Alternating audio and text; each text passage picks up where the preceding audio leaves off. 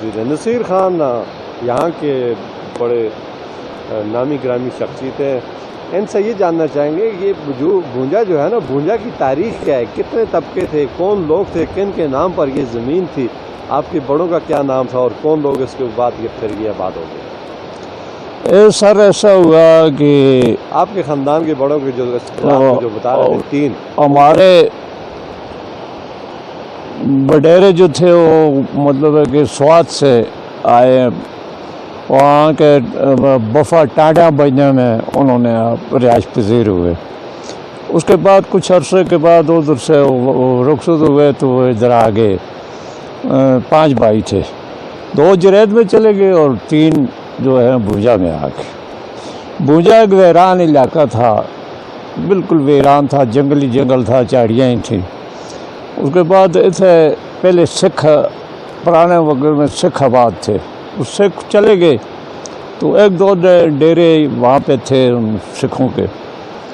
تو اس کے بعد ایسا ہوا کہ ایک سردار گور سردار نام تھا، وہ آ کے اس نے تھوڑا زمین کو آباد کیا، چاڑیاں شاڑیاں، اور پہلے سکھوں کے وقت کا موجود تھا۔ وہ سکھ چلے گئے، ان کے مندر کو اس نے اپنی عبادت گاہ بنا لیا، گور سردار نے مسجد میں تبدیل کر دیا اس کو۔ جب ہمارے بزرگ آئے تو اس کے پاس آ کر رہائش پذیر ہوئے تو اس کو بولا کہ گور سردار آپ کو کیا کوئی تکلیف ہے، دکھ ہے، کیا پریشانی ہے؟ اس نے کہا جی ایک پریشانی تو مجھے ضرور ہے کہ ہمارے ہاں فصل تیار ہوتا ہے، اس علاقے میں تو مکی کا فصل ہوتا ہے اور تو کوئی فصل ہی نہیں ہوتا نا۔ تو اس نے کہا کہ آزاد کشمیر کے لوگ آتے ہیں، وہ تقریباً 100-200 آدمی آتا ہے، آ کے وہاں مجھے لوٹ کوٹ کے میرا ایک سنڈا کھا کے رات کو ادھر رہائش پذیر ہو کے صبح موڑے بنتے ہیں، اٹھا کے لے جاتے ہیں۔ انہوں نے کہا نہیں آئیں گے، آج کے بعد نہیں آئیں گے۔ پھر ایسا ہوا کہ 1-2 دن گزرے تو وہ آ گئے۔ جب وہ آئے ایک تقریباً 100 آدمی آ گیا۔ تو ہمارے بزرگ تھے جو، تو ان کے ایک کا نام تھا نجب خان، دوسرے کا نام تھا قمرعلی خان، تیسرے کا نام تھا رحم خان، جو بھونجا میں آئے تھے۔ رحم خان جو تھا وہ ان کا مادری برا تھا، اور نجب خان قمرعلی خان 2 سکے بھائی تھے۔ انہوں نے مطلب ایسا کیا کہ وہ ڈھول بجا، توری بجی، وہ تو کل جبڑے سے نیچے اترے، جس وقت آئے تو گراؤں میں پہنچے تو ہمارے جو بزرگ تھے ان کے آگے استقبال کے لیے آ گئے۔ استقبال کیا، انہوں نے اپنا پگڑی اٹھائی، ان کے سر پر رکھ لی، ان کی اٹھائی اپنے سر پر رکھ لی، ان کو وہاں بھی لے گئے گور سردار کے گھر میں۔ ادھر مطلب سڈا ذبح کیا، ان کو کھلایا پلایا۔ صبح ہوئی، رات کو ان کو مطلب آرام گاہ دی۔ صبح ہوئی تو انہوں نے ہمارے بزرگوں نے بولا آپ کیسے آئے ہیں؟ انہوں نے کہا کہ ہم جس طرح ہم آئے ہیں وہ چیز اب نہیں رہی، ہم واپس جا رہے ہیں، بس وہ واپس چلے گئے۔ پھر ہمارے جو بزرگ تھے انہوں نے کہا اچھا گور سردار آپ کا کیسے گزر ہوا ادھر، یہاں پہ کیسے گزرا آپ کا؟ انہوں نے کہا بھائی تھوڑی جی جگہ ہم نے آباد کی ہے تو اس میں ہم بس گزارا کرتے ہیں، مال مویشی اس نے کافی رکھا ہوا تھا۔ اس کے بعد ایسا ہوا کہ انہوں نے ہمارے بزرگوں نے کہا یار ہم کو بھی کچھ تھوڑی سی جگہ دے دو، ہم بھی ادھر رہنا پسند کرتے ہیں، علاقہ اچھا ہے، مطلب ہے۔ انہوں نے کہا لے لو، مطلب ہے انہوں نے کہا یار اور زیادہ نہیں دو، ہم کو صرف سنڈے کے چمڑے کی جگہ چاہ دو، چمڑے جتنی جگہ چاہ دو۔ انہوں نے کہا ٹھیک ہے لے لو۔ ہمارے بزرگوں نے اس وقت انگریز کا دور تھا نا، 47 سے کم کی بات ہے، ہاں پہلے کی بات ہے۔ یہ اس کا ایک شجرہ بنا ہوا ہے نا، شجرہ مطلب ہے کہ مجھے کیا یاد ہے اس وقت کی، لیکن وہ شجرہ کا ہاں اس کے مطابق میں بات کر رہا ہوں۔ انہوں نے ایسا کیا کہ چمڑے کی لیے کاٹا، اس کو کاٹ کے اس کے رسی بنائی، تاگا بنا لیا۔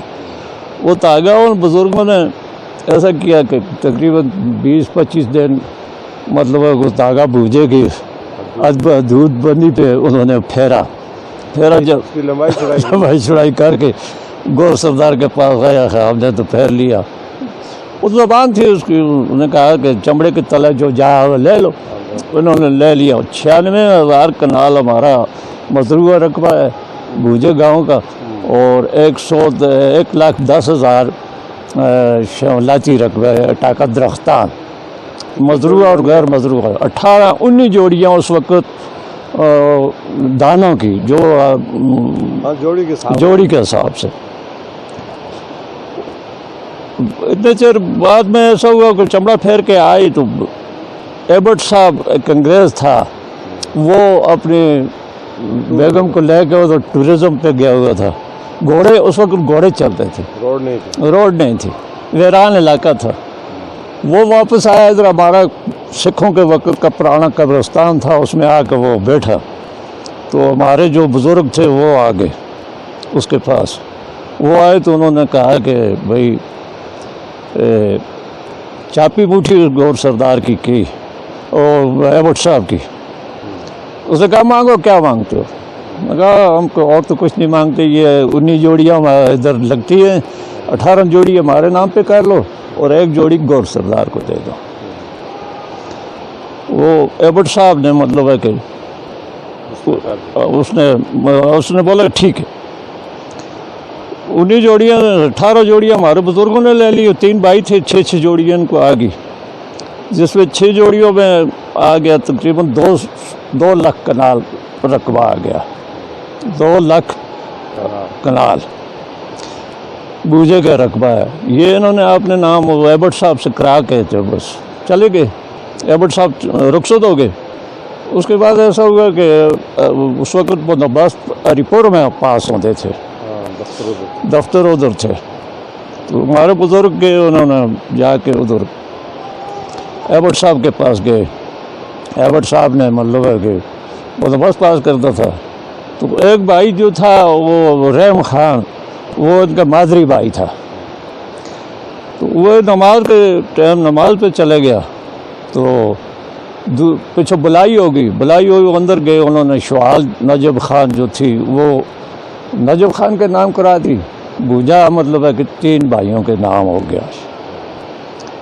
जब हमारे रहम खान आया, मादरी भरा आया नमाज पढ़ के, तो साहब के पास गया। उसने बोला कि सब मेरे साथ ज्यादती होगी, शवाल भी मैं तीसरे हिस्से में शामिल था। उसने कहा बाबा जाओ, अब मैंने लिख लिया, आप मतलब है कि ऐसा करो कि अपील करो। बाबा के पास पैसे नहीं थे, वापस आ गए। बाबा वापस आया, 40 दिन बाबा बीमार रहा घटा पे इस सदमे से। 40 दिन के बाद बाबा गया तो बूझा कि 40,000 कनाल रकबा जो है ये अपने नाम सब मलकियत करा दी। तो बाकी उन दोनों भाइयों के नाम शामिलात कर दी। शामिलात में भी 3 ऐसे हो गए। तो 40,000 कनाल रकबा जो है ये उन्होंने वायद अपने नाम करके उस वाला की कसर उधर उन भाइयों से पूरी कर। अच्छा, इस तरह हुआ। ये तो चलें आपकी हिस्ट्री चली गई। उसके बाद आप यहाँ पे कोई सहूलत है?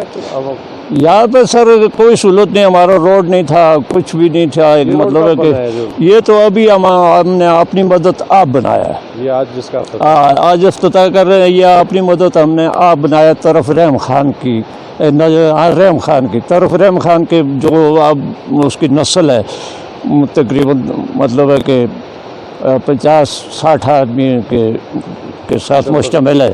तो इन्होंने बुलाया को मकड़ा। हाँ जी, भूंजा फरीदाबाद से लेके को मकड़ा तकरीबन 12-14 किलोमीटर रास्ता बनता है।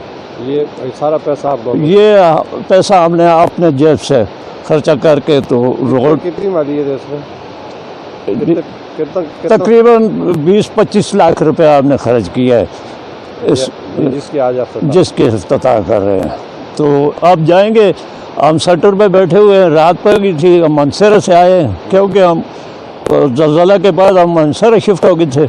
तो अभी मंसर से आए हैं, वहाँ पे खड़े हैं। तो अब जाएंगे मतलब है कि वो मकड़ा, तो इंशाअल्लाह इफ्तिताह करके तो अच्छा, कितनी तब्दीली देखते हैं? अभी आपकी उम्र तकरीबन 60-70 साल के करीब हो गई है ना? आपके बच्चे भी जवान हो गए हैं। बच्चे भी जवान हैं सर। तब्दीली तो अभी बहुत आ गई है। तकरीबन ये तब्दीली आ गई है कि इलाका इबाद हो गया, ज़मीनें बन गई, तो आबादी ज़्यादा होगी, तो पहले तो कुछ भी नहीं था, अभी आबादी ज़्यादा हो गई है लेकिन रोज़गार कोई नहीं, कोई रोजगार कोई इस इलाका में रोज़गार कोई नहीं, लेकिन लोग लेकिन मकानी की तरफ राग़बत हैं। जरिया माश सिर्फ काश्तकारी है, काश्तकारी या मकई एक फसल ही होता है बस, कुछ नहीं है। वो भी कुछ ना होना के बराबर। तो बस इसलिए कुछ लोग उधर शिफ्ट हैं, कोई वहाँ पे रहते हैं, तो बस गुजारा करते हैं, मतलब लकड़ियाँ शकड़ियाँ जंगल में पजी जंगल टूटी, आपका बहुत कीमती था। जंगल बहुत कीमती तबाह हो रहा है, बेडफालें वहाँ पे पड़ी हुई है, कोई इसका ज़राए आमदन नहीं, जो गवर्नमेंट भी तवज्जो नहीं दे रही, हमारी लाखों के बल्कि करोड़ों के हिसाब से, फुटों के हिसाब से बेडफाल जो है वो जंगल में ज़ाया हो रही है। ज़ाया हो रही है। बहुत मेहरबानी कि आपने अपना कीमती वक्त दिया। आप मशवरा क्या देना चाहेंगे कि क्या होना चाहिए आपको? होना तो ये चाहिए सर कि हमारे हाँ गवर्नमेंट अगर हमें इजाज़त दे तो हम अपनी ये बेडफाल निकाल के हम इस इलाके को तरक्की दे सकते हैं, फरोख्त करके हम इस इलाके को तरक्की दे सकते हैं और हम खुद कफील हो सकते हैं। तो साहब को ये सड़क पुख्ता होनी तो ये हमारा सड़क जो है ये मतलब है कि गवर्नमेंट से ये हमारी रिक्वेस्ट है कि इसको टूरिज़म डिपार्टमेंट में दाखिल करें ताकि इधर टूरिज़म बढ़े और इसके मुकाबले में इस इलाके की खूबसूरती के मुकाबले में न नारायण न बटकुड़ी है न कोई जगह, लेकिन इधर तवज्जो कोई नहीं, कोई आम दरख्त नहीं है। हमारा कसम शाह है जो वो उधर शोगरां को तवज्जो दे रहा है, वो मतलब है कि अहमद शाह साहब जो है वो मतलब कारान नारायण को तवज्जो दे रहे हैं, इस इलाके को पसमाना किया हुआ है उन्होंने सियासियों ने। बहुत मेहरबानी।